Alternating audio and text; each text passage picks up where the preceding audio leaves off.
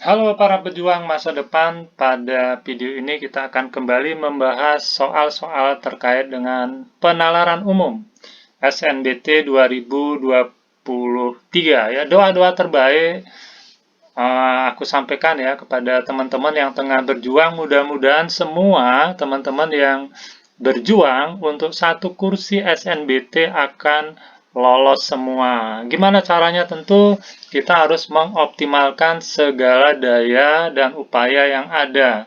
Tentunya caranya adalah dengan belajar, belajar, belajar, dan belajar, berlatih, berlatih, dan berlatih dari berbagai sumber yang ada. Salah satunya tentu misalnya dengan menonton video di YouTube, kemudian membeli buku, diskusi dengan teman-teman, pokoknya bangun pagi belajar ya, kemudian istirahat nonton TV, kemudian belajar lagi. Yakin deh, pasti sukses. Kita ke soal yang pertama.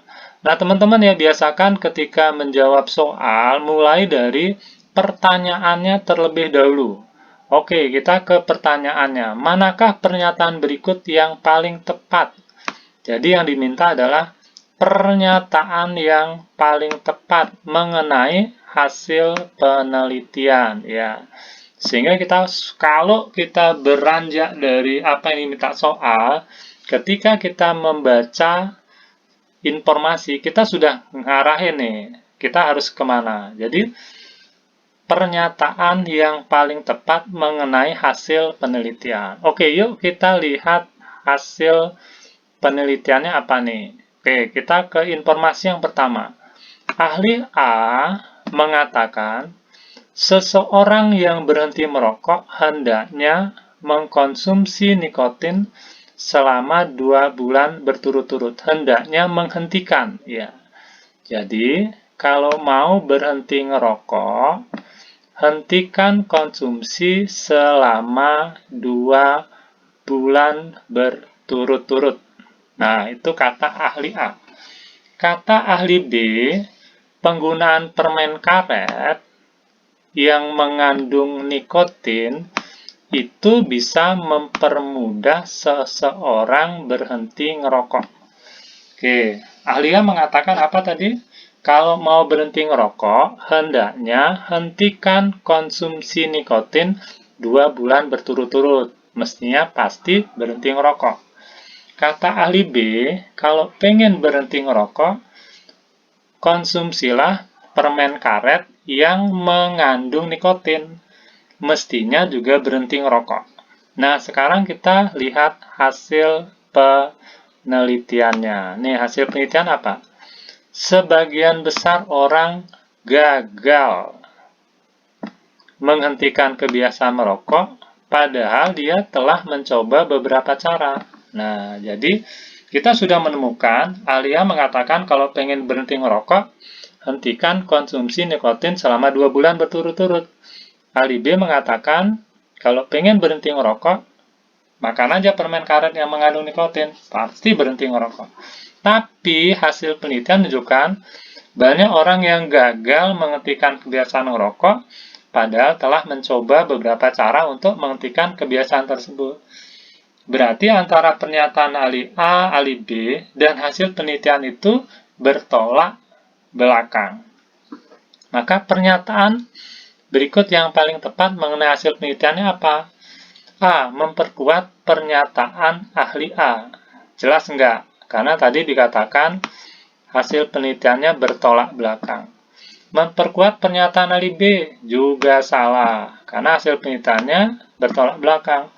Memperlemah juga tidak, karena hasil penelitiannya bertolak belakang. Nah, kalau memperlemah, mestinya memperlemah pernyataan A dan pernyataan B. Nah, itu baru tepat. Seperti itu. Jadi, kalau C, memperlemah pernyataan ahli A, menjadi salah. Karena memperlemah pernyataan B-nya nggak ikut, gitu. Jadi, C dan D sebenarnya benar, tapi harusnya memperlemah pernyataan ahli A dan ahli B. Nah, itu baru tepat.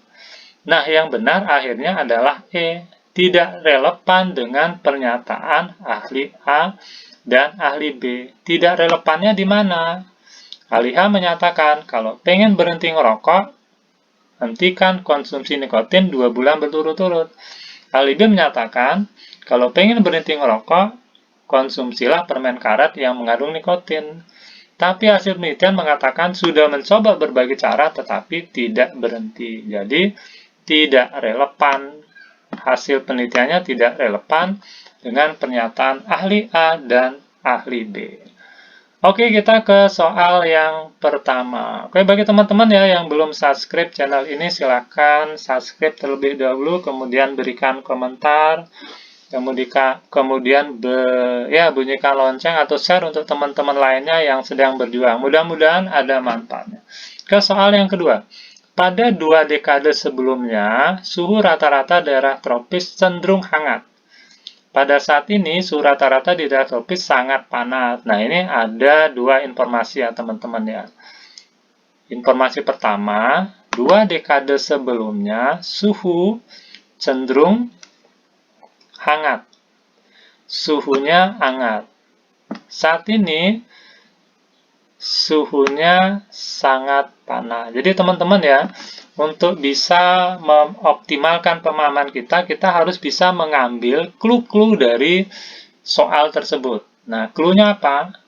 Sebelumnya hangat, sekarang panas. Nah, itu aja yang perlu disimpan di dalam memori kita sehingga kita bisa mencerna soal ini.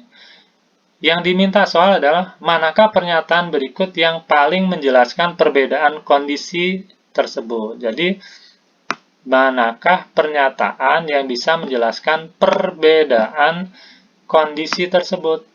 Oke. A. Pada saat ini, suhu rata-rata di daerah yang bukan tropis lebih rendah daripada daerah tropis.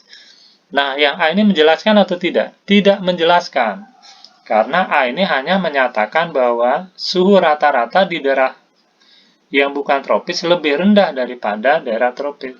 Kalau dia menjelaskan mestinya kenapa terjadi perbedaan 2 dekade sebelumnya suhu di daerah tropis itu hangat, sekarang panas.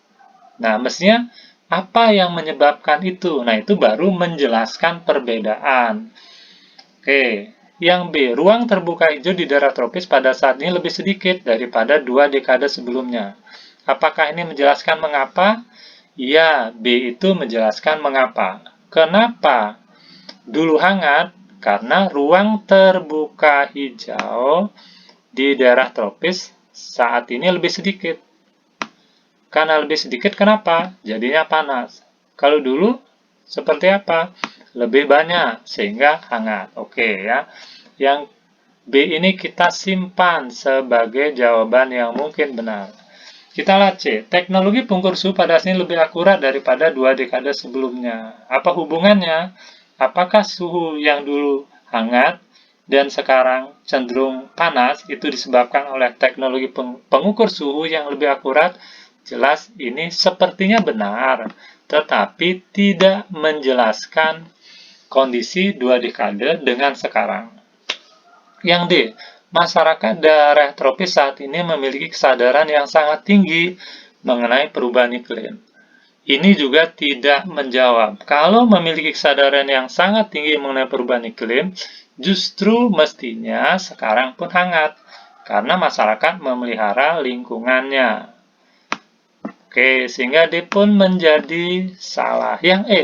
Luas wilayah yang mengalami kekeringan meningkat secara signifikan di sebagian daerah tropis. Nah, E juga tidak menjelaskan kenapa dulu hangat, sekarang menjadi panas. Ini hanya menjelaskan ketika sekarang luas wilayah yang mengalami kekeringan meningkat secara signifikan. Padahal kekeringan itu mestinya disebabkan karena suhu yang panas. Oke ya, jadi jawaban yang paling tepat yang menjelaskan perbedaan kondisi 2 dekade sebelumnya dengan sekarang adalah bahwa ruang terbuka hijau di daerah tropis pada saat ini lebih sedikit, sehingga menjadi panas. Dan yang 2 dekade sebelumnya, ruang terbuka hijaunya lebih luas. Sehingga suhu rata-rata di daerah tropis menjadi hangat. Kita ke soal yang ketiga. kita kembali ke apa yang menjadi clue atau kata kunci dari pertanyaan soal. Berdasarkan informasi tersebut, manakah pernyataan yang diminta adalah pernyataan yang pasti benar. Oke. Jadi pernyataan yang pasti benar itu seperti apa teman-teman? Biasanya pernyataan itu satu ada di dalam teks. Kedua, tidak bertentangan dengan teks, artinya sama atau selaras. Ketiga, mendukung isi di dalam teks. Oke, kita ke informasi. Fenomena flu burung berdampak besar terhadap semua bidang. Ya, ini. Kata kuncinya berdampak pada semua bidang. Ini yang harus kita pegang ya. Hampir semua bidang mengalami kerugian. Semua mengalami kerugian. Itu informasi yang kedua. Bidang yang mengalami kerugian paling besar adalah peternakan unggas. Jadi yang paling besar itu apa? Unggas, kesehatan, dan makanan. Namun, terdapat beberapa usaha makanan yang memperoleh keuntungan karena melakukan diversifikasi usaha makanan non-unggas. Terdapat beberapa usaha. Jadi ada beberapa usaha yang justru untung. Kenapa untung? Karena melakukan diversifikasi makanan non-unggas. Oke, kita tarik lagi clue-clue dari soal ya. Fenomena flu burung berdampak besar terhadap semua bidang. Kemudian semua bidang apa? Rugi. Yang paling mengalami kerugian paling besar apa? Peternakan unggas, kesehatan, dan makanan. Namun ada beberapa usaha makanan yang memperoleh keuntungan. Kenapa? Karena melakukan diversifikasi usaha makanan non-unggas. Itu informasinya teman-teman. Oke, kita ke alternatif jawaban. A. Hanya bidang usaha makanan dengan diversifikasi usaha makanan unggas yang tidak terkena dampak fenomena flu burung. Ini salah ya, karena tadi dikatakan bahwa semua bidang mengalami kerugian. Yang B, hampir semua usaha makanan tidak mengalami kerugian. Jadi salah juga, karena tadi kan semua bidang mengalami kerugian. Kemudian yang C, sebagian bidang usaha makanan yang terkena dampak flu burung melakukan diversifikasi usaha non-unggas. Ya, ini betul ya teman-teman ya. Terdapat beberapa usaha makanan yang memperoleh keuntungan karena melakukan diversifikasi usaha makanan non-unggas. Jadi yang C ini adalah relevan dan sesuai dengan teks ya. Kita simpan dulu. Yang D, bidang peternakan unggas dan kesehatan mengalami kerugian besar daripada usaha makanan. Tidak dijelaskan di dalam teks soal. Kemudian yang E, bidang peternakan unggas dan kesehatan tidak mengalami kerugian. Ya, juga salah. So, jadi jawaban yang paling tepat adalah ini. Karena C itu tidak bisa dibantah. Tidak bisa dibantah artinya pasti benar. Karena di dalam teks soal ada nih. Namun, terdapat beberapa usaha makanan yang memperoleh keuntungan karena melakukan diversifikasi usaha makanan non-unggas. C. Sebagian bidang usaha, di sini kan beberapa usaha. Beberapa usaha artinya sebagian bidang usaha yang terkena dampak fenomena flu burung melakukan diversifikasi usaha non-unggas. Nah, ini pernyataan yang pasti benar karena ada di dalam teks selaras ya sesuai dengan apa yang ada di dalam kalimat soal. Oke, jadi jawaban yang tepat adalah yang C. Kita ke soal berikutnya, yaitu soal yang keempat. Kita kembali kepada pertanyaan ya, pertanyaan dari soal. Biasakan teman-teman ketika menjawab soal, mulai dari mana? Mulai dari pertanyaan soalnya. Oke, apa bunyi pertanyaan soal? Manakah pernyataan berikut yang paling tepat? Jadi pernyataan yang paling tepat mengenai hasil survei ya. Pernyataan yang paling tepat mengenai hasil survei. Oke teman-teman ya, sebelum kita lanjut, teman-teman harus punya jadwal belajar yang sedemikian rupa ya, dari menit ke menit ya, dari jam ke jam, dari hari ke hari, sehingga semua materi yang nanti diujikan dalam SNBT 2023 itu tercover semua. Silakan cari materi tesnya apa aja ya. Sebenarnya sih secara umum lebih kepada 3 atau 4 komponen utama, yaitu materi TPS, kemudian materi literasi bahasa Indonesia, literasi bahasa Inggris, dan literasi matematika. Kalau diperas lagi, itu sebenarnya materinya sih cuma 3 ya, bahasa Indonesia, bahasa Inggris, dan matematika dengan berbagai variasi. Nah, pada pengetahuan dan penalaran umum di sini lebih ke materi-materi penalaran logis ya, baik secara deduktif maupun secara induktif. Oke, kita ke soal yang keempat. Tadi pertanyaan soalnya adalah pernyataan berikut yang paling tepat mengenai hasil survei. Kita lihat hasil surveinya. A mengatakan siswa yang tinggal di asrama memiliki kemandirian yang lebih tinggi. Kita lihat clue-nya teman-teman ya. Di asrama memiliki kemandirian yang lebih tinggi. Ya, variabelnya apa? Tinggal di asrama, lebih mandiri. Kemudian B mengatakan siswa yang tinggal dengan orang tua, jadi tinggal dengan orang tua lebih pede. Oke, jadi trik menjawab soalnya seperti ini ya teman-teman ya. Jadi jangan dipikirin semua, tapi ambillah variabel-variabel pentingnya sehingga di kepala kita, pemahaman kita akan lebih terfokus. Kemudian hasil surveinya apa? Survei menunjukkan bahwa remaja yang percaya diri, jadi yang percaya diri itu memiliki kemandirian. Oke. Sekarang kita lihat. Kata A apa? Tinggal di asrama, lebih mandiri. Kata B apa? Tinggal dengan orang tua, lebih pede. Hasil survei apa? Percaya diri, memiliki kemandirian yang lebih besar atau lebih tinggi.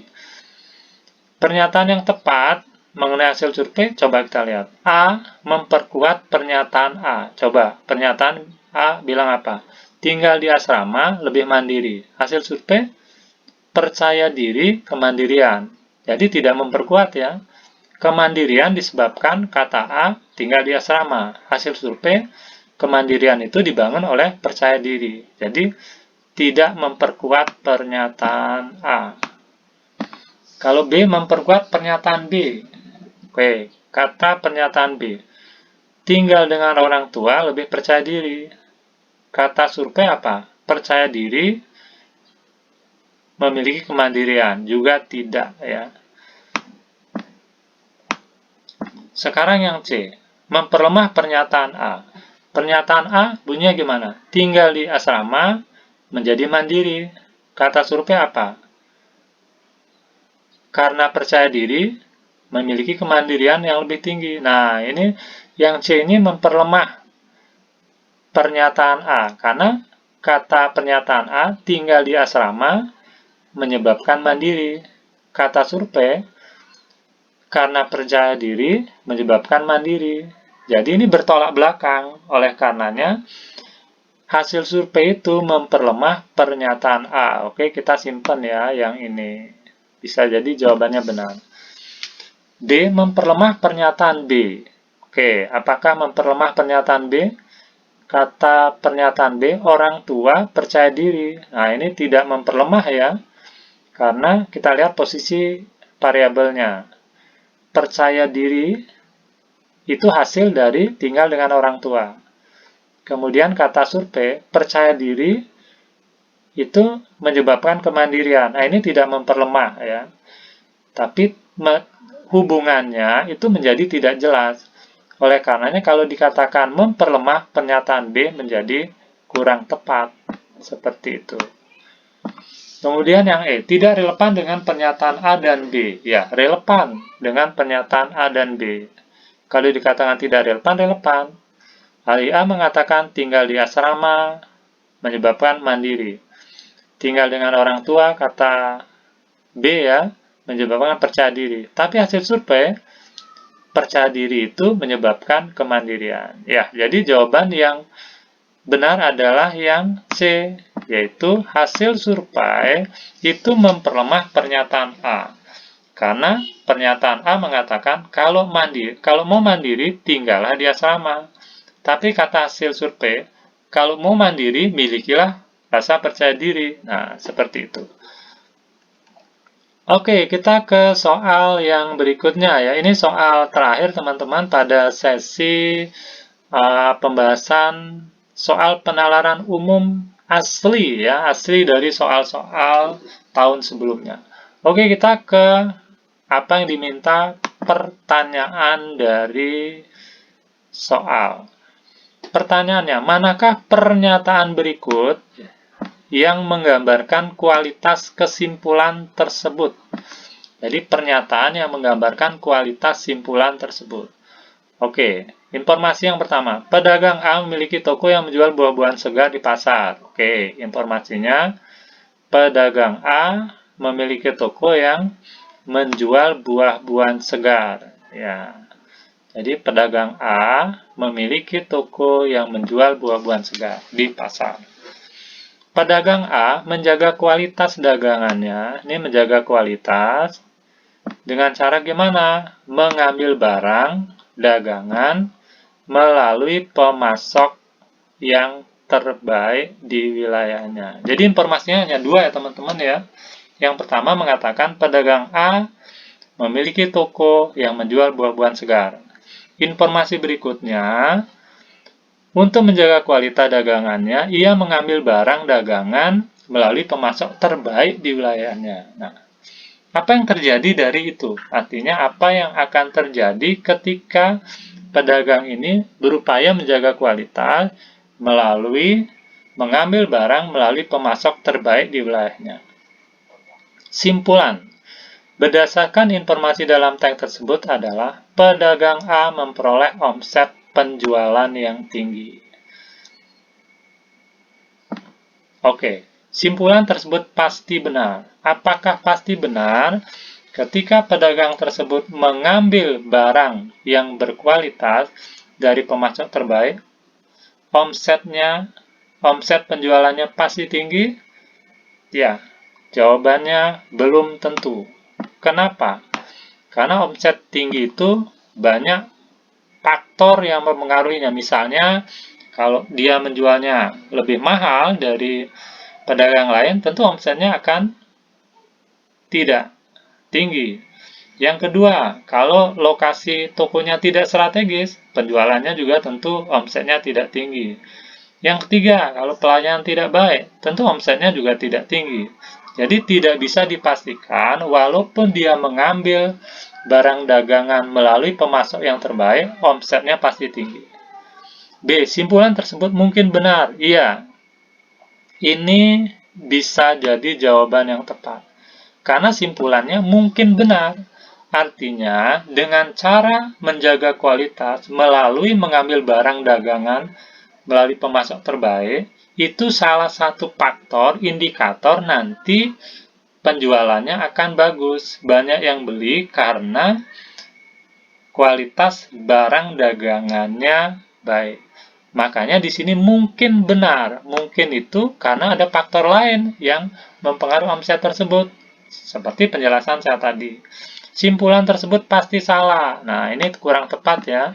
Karena bisa jadi dengan mengambil barang yang berkualitas, omsetnya jadi tinggi karena banyak yang membeli. D. Simpulan tidak relevan dengan informasi yang diberikan. Nah, ini salah ya, relevan sebenarnya. Kemudian E. Simpulan tidak dapat dinilai karena informasinya tidak cukup. Informasinya cukup. Karena kalau dia mengambil barang yang berkualitas dari pemasok terbaik, kemungkinan barangnya akan laku banyak. Maka nilai kebenarannya baru mungkin. Tidak pasti. Kenapa? Tidak pasti, karena banyak variabel lain yang mempengaruhi omset tadi. Misalnya, pelayanan, tempat yang strategis, kemudian harga, dan faktor-faktor lainnya. Oke teman-teman ya, selesai 5 soal asli penalaran umum UTBK 2023. Mudah-mudahan ada manfaatnya. Tetap semangat ya, masih ada waktu dan saya yakin bahwa teman-teman semuanya akan lulus kalau mau berusaha. Oke, terima kasih sudah menonton video ini sampai akhir dan sampai jumpa.